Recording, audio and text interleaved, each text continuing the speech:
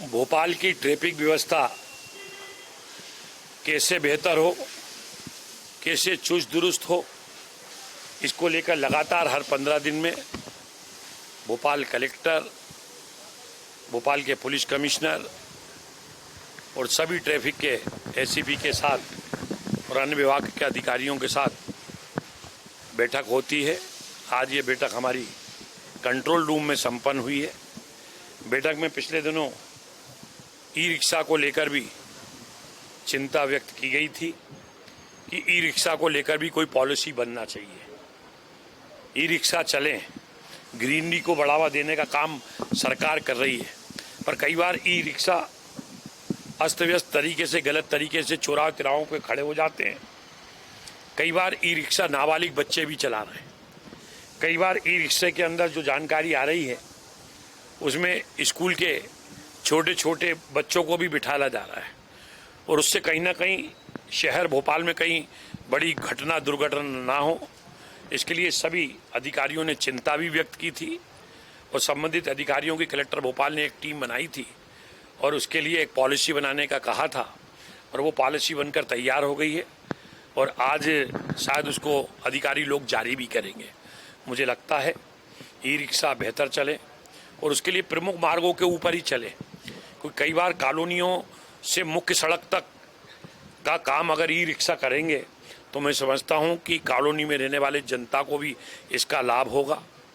और जो left turn है उसको लेकर भी चिंता व्यक्त की गई। लगभग 42 लेफ्ट टर्न चिन्हित किए गए हैं, जिसमें से 18-19 जो लेफ्ट टर्न है वो पीडब्ल्यूडी के हैं, बाकी की कुछ संख्या नगर निगम की आई है। तो नगर निगम के अधिकारियों को और पीडब्ल्यूडी के अधिकारियों को इसका प्राकलन, का एस्टीमेट बनाने के निर्देश दिए हैं। कलेक्टर भोपाल ने बताया है कि लेफ्ट टर्न को ठीक करने के लिए 3 करोड़ रुपए का बजट भी आरक्षित है। आने वाले समय में जैसे ही प्राकलन और एस्टीमेट बनकर आएंगे तो उनको सक्षम और प्रशासकीय स्वीकृति देकर उन लेफ्ट टर्न को ठीक किया जाएगा, जिससे जिन चौराहे के ऊपर लंबी जाम लगता है उस जाम से अब भोपाल वासियों को छुटकारा मिलेगा। इसी प्रकार से नगर ने भोपाल के जो कलेक्टर साहब के नेतृत्व में एक अतिक्रमण दस्ते का भी गठन किया है, जिसमें भोपाल के एडीएम को इसका प्रभारी इंचार्ज बनाया गया है। इसमें एडिशनल एसपी को रखा गया है, इसमें नगर निगम के एडिशनल कमिश्नर को रखा गया है, सभी एसडीएम को इसमें शामिल किया गया है, सभी संबंधित थाना प्रभारियों को शामिल किया गया है और इसमें सम्मानीय न्यायालय से भी जो नगर पालिका अधिनियम है उसमें मोबाइल कोर्ट चलाने का भी प्रावधान है। सम्मानीय डीजे साहब से भी संबंधित अधिकारियों की चर्चा हुई है, उसका भी रोस्टर बनाया जा रहा है डे बाई डे।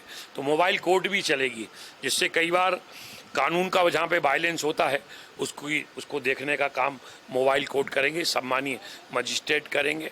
मुझे लगता है कि भोपाल अतिक्रमण से मुक्त होना चाहिए, भोपाल का ट्रैफिक व्यवस्था चुस्त दुरुस्त होना चाहिए। जब मैं भोपाल का महापौर था तो नगर निगम की ओर से भी कई पार्किंग स्थल बनाए गए थे, कई पार्किंग स्थल स्मार्ट सिटी के बजट से बनाए गए थे, परंतु आज जानकारी मिली है कि नगर निगम भोपाल ने बगैर चर्चा किए कई जो स्मार्ट पार्किंग, जैसे एमपी नगर की पार्किंग है, वहाँ पे मासिक पास बना दिए हैं। उस मासिक पास का मैंने विरोध किया है। मासिक पास नहीं बनना चाहिए। स्मार्ट पार्किंग जनता की सुविधा के लिए होती है। जब स्मार्ट पार्किंग को ही आप 1 महीने के किराए पे दे दोगे तो मुझे लगता है कि कहीं ना कहीं पार्किंग का उल्लंघन है। इसके लिए भी यहाँ पे चर्चा हुई है। कलेक्टर भोपाल ने निर्देश दिए हैं, जो मासिक पास बन रहे हैं इसको बनाकर आप गैरेज की शक्ल नहीं दे सकते हैं पार्किंग को। पार्किंग जनता के लिए होना चाहिए। पार्किंग सुबह 8 बजे खुलना चाहिए और रात